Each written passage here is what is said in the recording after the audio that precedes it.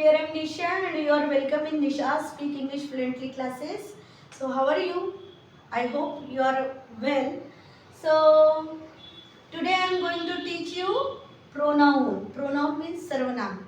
In my previous session I had taught you about noun, kinds of noun, and after that I have to take pronoun. You know what is the pronoun? Yes, pronoun means a word. A word which is used instead of noun is called as pronoun. Okay. So here I am writing some definition. Pronoun is a word. Pronoun is a word which is used instead of noun. Instead of noun is called as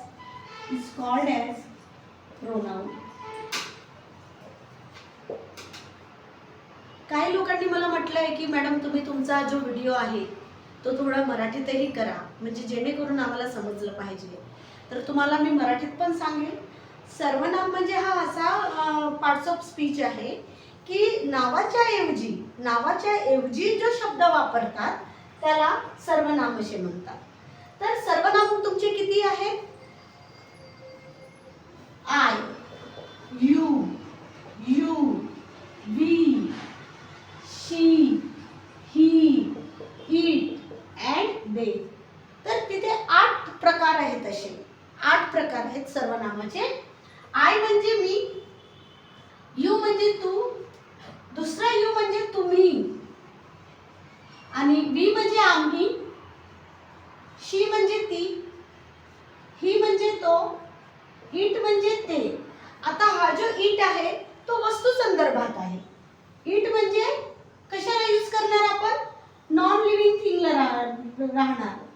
non living thing and for animals. Okay. And they means other. They म्हणजे ते. For व्यक्तींसाठी किंवा individual.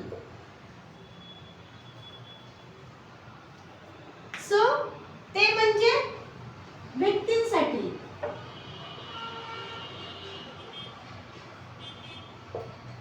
तर अशा प्रकारे आपले 8 आहेत pronoun. I, you, we, she, he, it आणि दे. तर याचे टाइप पण आहेत, आपले प्रकार पण आहेत. Types of pronoun.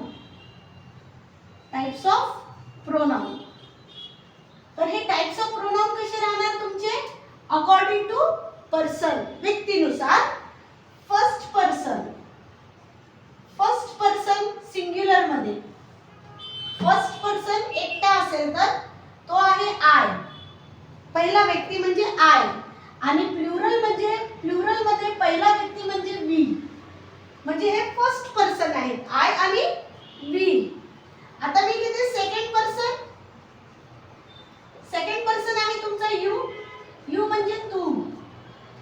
आणि प्लुरल मध्ये येणार यू म्हणजे तुम्ही.